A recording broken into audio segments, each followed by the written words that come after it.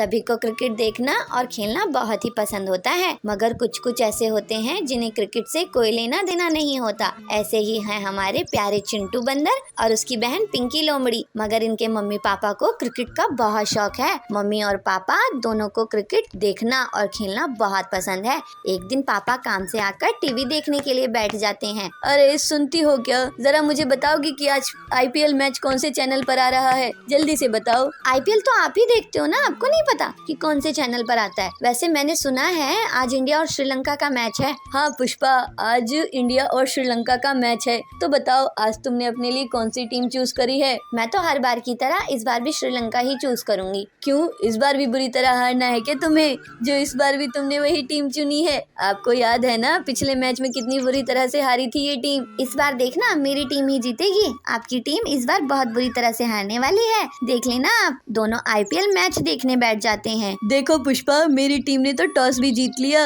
अरे अभी सिर्फ टॉस ही तो जीता है, मैच तो अभी बाकी है। टॉस जीतकर खुशी मत मनाओ, अभी पूरा मैच बाकी है जिसमें आपकी टीम जरूर हारेगी। दोनों आपस में बात कर ही रहे थे कि अंदर से दोनों बच्चे आते हैं और अपने मम्मी और पापा को टीवी देख उनसे कहते हैं, पापा हमें भी टीवी देखने दीजिए ना, हमारा कार्टून शुरू होने वाला है, हमें भी कार्टून देखना है। नहीं बच्चों, तुम देख नहीं रहे हो क्या? तुम्हारे पापा और मैं अभी IPL देख रहे हैं ना। मगर मम्मी हमें भी कार्टून देखना है, आपने बहुत टीवी देख लिया, अब हमारी बारी है। बच्चों क्या तुम हर समय कार्टून ही देखते रहते हो? कभी कभी IPL भी देख लिया करो। आओ चलो हमारे साथ IPL देखो। नहीं पापा, हमें तो बस कार्टून ही देखना है। अभी बच्चों यहाँ पर IPL के अलावा और कुछ नहीं चलेगा। अगर तुम्हें नहीं देखना तो जाओ अपने रूम में और पढ़ाई करो, चलो। बच्चे उदास हो जाते हैं और अपने रूम की तरफ जाने लगते हैं। तभी पिंकी अपने भाई से कहती है, भाई चलो ना, हम नीचे चलकर कुछ खेलते हैं। मगर क्या खेलेंगे पिंकी? ये देखो भाई, हमारे पास बैट और बॉल है, तो इसी से खेलते हैं। क्या बस यही गेम रह गया था खेलने को? अच्छा चलो, अब तुम्हें दिखाता हूँ कि कैसे खेलते हैं, आओ। मगर पहले हम टॉस करेंगे भाई। टॉस चिंटू जीत जाता है और पिंकी बॉल तेजी से फेंकती है। तभी चिंटू तेजी से बॉल पर बैट मारता है, जिससे बॉल उड़ते हुए बिल्डिंग में चली जाती है। वे दोनों जाकर देखते हैं तो उनकी बॉल उनकी टीवी को फोड़ चुकी थी और पापा और मम्मी दोनों गुस्से में बैठे थे। पापा मुझे माफ कर दीजिए, मैंने जानबूझकर नहीं किया, बस गलती से हो गया। चिंटू जानता था कि अब उसे पापा की पिटाई से कोई नहीं बचा सकता, लेकिन तभी उसके पापा उससे कहते हैं, बेटा मुझे पता था तू बड़ा होकर जरूर कोहली बनेगा। कोई बात नहीं बेटा, ये सब तो होता ही रहता है। मैं समझ गया हूँ कि तू बड़ा होकर बहुत बड़ा क्रिकेटर बनेगा। पापा सभी को नीचे ग्राउंड में ले जाते हैं और सभी मिलकर बैट बॉल खेलने लगते हैं। बैटिंग चिंटू कर रहा था। सभी आसपास के रहने वाले जानवर उनका मैच देखने के लिए नीचे आ जाते हैं और सभी चिंटू का नाम लेकर चीयर करने लगते हैं। तभी चिंटू बॉल पर तेजी से बैट मारता है और बॉल उड़ते हुए आसमान में जाती है और चिंटू की नींद खुल जाती है। अरे ये क्या, ये तो एक सपना था, और कितना अच्छा सपना था ना, सब कितना अच्छा चल रहा था। काश ये सब सच होता। सभी को नए नए कपड़े पहनने का शौक तो होता ही है, और आखिर हो भी क्यों ना, नए नए कपड़े लगते ही इतने अच्छे हैं। नए नए कपड़े किसी इंद्रधनुष के रंगों से कम थोड़ी ना लगते हैं। वैसे कुछ बच्चे होते हैं जिन्हें नए नए कपड़े पहनने का और उन्हें साफ रखने का बहुत अच्छा लगता है, मगर वहीं कुछ ऐसे बच्चे होते हैं जिनका साफ सफाई से कोई मतलब नहीं होता। ऐसे में मैं आपको ऐसे दो बच्चों से मिलवाती हूँ, शुभम बंदर और पूजा खरगोश। दोनों भाई बहन हैं, मगर जहाँ पूजा को अपने कपड़े बिल्कुल साफ रखना पसंद है, वहीं शुभम बिल्कुल अलग है। उसके कपड़े हमेशा ही गंदे मिलते हैं। शुभम जल्दी से तैयार हो जाओ, आज अगर हम स्कूल देर से पहुँचे तो टीचर हमें बाहर डांटेंगे। हर बार मैं तुम्हारी वजह से लेट हो जाती हूँ। थोड़ी देर रुको, मैं अभी आया। दोनों स्कूल जाते हैं। स्कूल के लंच टाइम में शुभम ही अपनी क्लास के बच्चों के साथ लड़ाई हो जाती है और लड़ाई करते करते दोनों के कपड़े बहुत गंदे हो जाते हैं। जब शुभम अपने घर जाता है तो उसकी मम्मी दीपा भेड़िया उससे कहती है, शुभम मैंने कितनी बार बोला है तुम्हें अपने कपड़े साफ रखो, मगर तुम्हें कुछ समझ ही नहीं आता है। अपनी बहन को देखो और सीखो उससे, उसके कपड़े कितने साफ रहते हैं। शुभम अपनी मम्मी से सॉरी बोलकर अपने रूम में चला जाता है। पूजा भी दुखी थी। शुभम अपनी बहन से बोलता है, क्या हुआ पूजा, तुम उदास क्यों हो? क्या मम्मी ने तुम्हें भी डांटा है? नहीं शुभम, मम्मी ने नहीं डांटा। मैं इसलिए उदास हूँ क्योंकि हम पूरे दिन एक ही कपड़े पहने रहते हैं। स्कूल से आते हैं, फिर ट्यूशन चले जाते हैं, ट्यूशन से आते हैं, फिर दूसरे ट्यूशन चले जाते हैं। ऐसे ही पूरा दिन निकल जाता है और एक ही स्कूल की ड्रेस पहने रहना पड़ता है। मगर मुझे तो इस बात का कोई दुख नहीं है, स्कूल की ये ड्रेस तो मुझे बहुत पसंद है। हाँ तुम्हें तो होगी ही, उसे गंदा करना इतना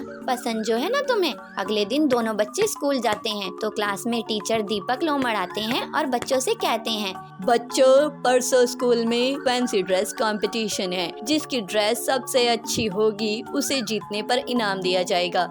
और कल संडे की छुट्टी है तो सभी अच्छे से डिसाइड करना कि क्या पहनना है तुम्हें, और फिर मंडे को मिलते हैं। टीचर की बात सुनकर सभी बच्चे खुश हो जाते हैं, मगर सबसे ज्यादा खुश तो पूजा थी। उसे ऐसी दिन का तो इंतजार था। सभी बच्चे एक दूसरे से कहने लगते हैं कि फैंसी ड्रेस कंपटीशन पर क्या पहन रहे हो, मगर पूजा किसी से कुछ भी नहीं कहती। तुम्हें जो पहनना है वो तुम बता क्यों रहे हो, इससे तो कुछ मजा नहीं आएगा। म्याऊ। हाँ पूजा तुमने सही कहा। सभी छुट्टी में अपने घर आ जाते हैं और घर जाकर पूजा और शुभम अपने पापा अमित भालू से कहते हैं, पापा मुझे पुलिस की ड्रेस दिलवाओ ना। बच्चों तुम्हें जो चाहिए मैं वो दिलवा दूंगा। मगर पापा पूजा को तो पता भी नहीं उसे क्या पहनना है।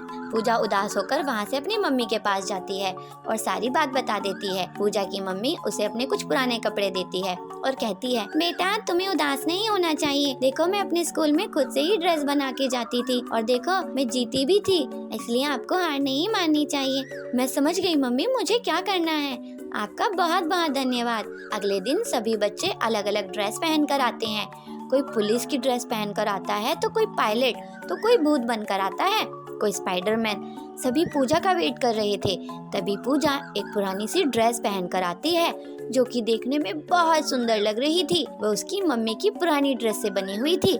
सभी ड्रेस के कपड़े से बनी वो एक ड्रेस बहुत सुंदर लग रही थी और कंपटीशन भी पूजा ही जीत जाती है।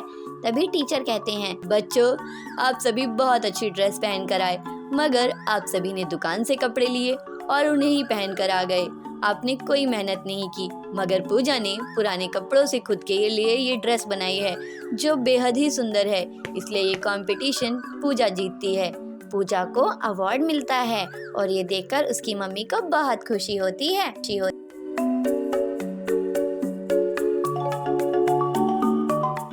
चंदू बंदर और उसकी बहन अपने मम्मी पापा के साथ रहते थे। दोनों भाई बहन बहुत आलसी थे और बहुत लापरवाह भी। दोनों को कोई भी काम करने में बहुत आलस आता था, पर इसके अलावा एक काम ऐसा था जिसमें उन्हें आलस नहीं आता था। वो काम था खेलने का। खेलने के लिए उन्हें कोई बुला ले तो उन्हें आलस नहीं आता था। एक दिन उनकी मम्मी उन्हें जगाने के लिए आती है, बच्चों उठो, सुबह हो गई है, तुम्हारे स्कूल जाने का समय हो गया है, जल्दी उठो, तैयार हो और खाना खा लो। मम्मी नीचे चली जाती है। बच्चे उठते हैं और जल्दी तैयार होते हैं और जल्दी से नाश्ता करते हैं और अपने स्कूल के लिए भाग जाते हैं। वहाँ से आते समय और अपनी मम्मी से कहते हैं, मम्मी बहुत जोर से भूख लगी है, जल्दी से खाना ले आओ ना, अब वेट नहीं हो रहा है। पहले अपने बैग्स को जाकर उसे सही जगह पर रखो और अपनी स्कूल की ड्रेस को चेंज करो और फिर मुँह हाथ धुल कर आओ, फिर खाना मिलेगा। मम्मी हम बाद में कर लेंगे, आप जल्दी से खाना ले आओ ना, बहुत जोर से भूख लगी है। नहीं, आज तुम्हें कोई खाना नहीं मिलेगा जब तक तुम ये सब काम नहीं करोगे। जाओ। बच्चे अंदर जाते हैं और अपने बैग को बेड पर फेंक देते हैं और अपनी ड्रेस भी चेंज करके उसे ऐसे ही फेंक देते हैं और फिर बिना मुंह हाथ धुले खाना खाने बैठ जाते हैं। मम्मी अब तो खाना दे दो, अब तो हमने सारे काम कर लिए हैं ना। जाओ और अपने लिए खुद बना लो, मैं नहीं बनाऊंगी तुम्हारे लिए खाना। तब भी बच्चे उठकर गुस्से में अंदर जाते हैं और अपने लिए खाना बनाकर उसे खाने लगते हैं।